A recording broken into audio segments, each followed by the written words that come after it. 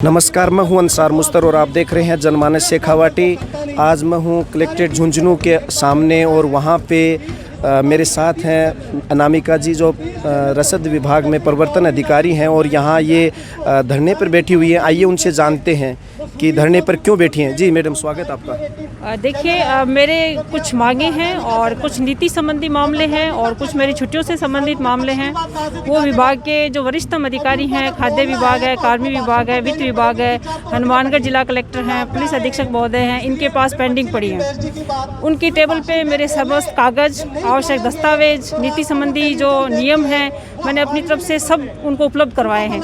उन्हें सिर्फ निर्णय लेना है। सिर्फ निर्णय लेने के लिए उन्हें आज इतना समय हो गया, 3-3 साल हो गए, 2-2 साल हो गए, कोर्टों के डिसीजन आ गए, किसी मामले में पुलिस इन्वेस्टिगेशन चल रहा है, कुछ लोग अपराधी हैं, कुछ अनैतिक आचरण करने वाले अधिकारी हैं और कुछ फाइलों को छुपाए रखने वाले, दबाए रखने वाले अधिकारी हैं। लेकिन उन सबको ये जो उच्च अधिकारी हैं बचाने में लगे हुए हैं और मेरी फाइलों का निस्तारण नहीं कर रहे हैं, उन पर डिसीजन नहीं ले रहे हैं, जिसकी वजह से मेरी जो आर्थिक क्षति भी काफ़ी हो रही है। 2018 से कई तरह के वार्षिक वेतन वृद्धि, वेतन और 18 वर्षीय सभी तरह के सब पेंडिंग पड़े हैं।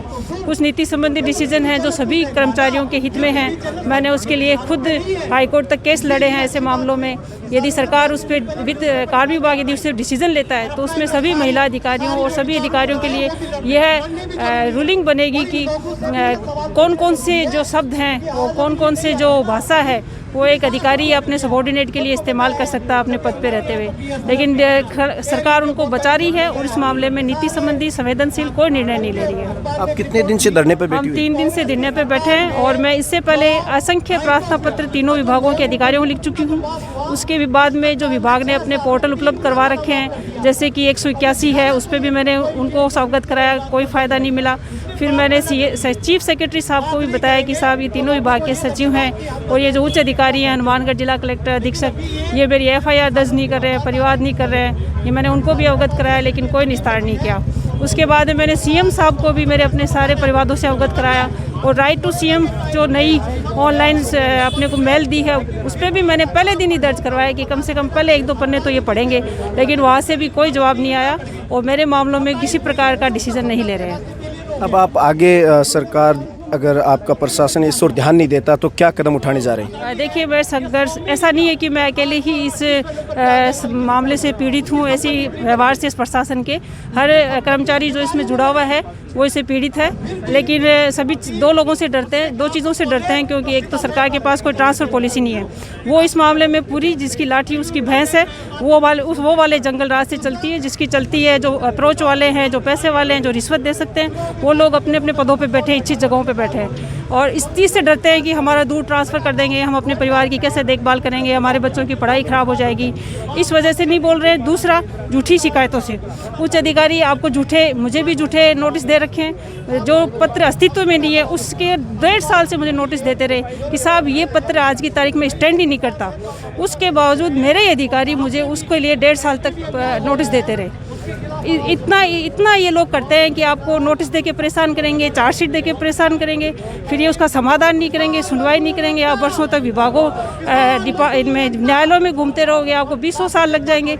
इन 2 चीज़ों से डर के, एक तो आपका यूँ ही मन मर्जी से ट्रांसफ़र कर दिया जाएगा, दूसरा आपको झूठी शिकायतों में फंसाया जाएगा और कर्मचारी चुप बैठे हैं। बाकी वास्तविक स्थिति है यही है कि अंग्रेज़ों का जैसा व्यवहार उच्च अधिकारियों का अपने अधीनस्थों के प्रति हो गया है और यही आज का समय रह गया है कि आप अपना जो डिसीजन करवाना है वो या तो सिफारिश से कराओ या घूस से कराओ। आप यदि जो पोर्टल उपलब्ध करवा रखे हैं उस पर आप यदि अपनी प्रार्थना पत्र प्रस्तुत करते हो, कोई देखता भी नहीं है, पढ़ता भी नहीं है।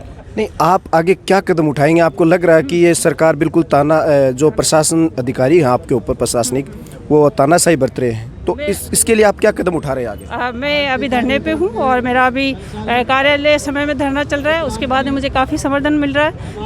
पूर्व जिला रसद अधिकारी जो रिटायर्ड कर्मचारी हैं उन लोगों के सभी के मेरे पास फ़ोन आ रहे हैं, विभिन्न संगठनों के आ रहे हैं। वो जिला उपभोक्ता मंच से भी आज लोग आए हैं, यहाँ के जो कांग्रेसी पार्षद हैं वो भी आज यहाँ आए हैं एक साथ एकत्र होकर। और जो राशन संघ है उसका भी मुझे सहयोग मिल रहा है मेरे स्टाफ से और काफ़ी सहयोग मिल रहा है इन लोगों से। वजह से मेरा हौसला बढ़ा है और मेरा जब तक समाधान नहीं हो जाता तब तक लगातार धरना रहेगा।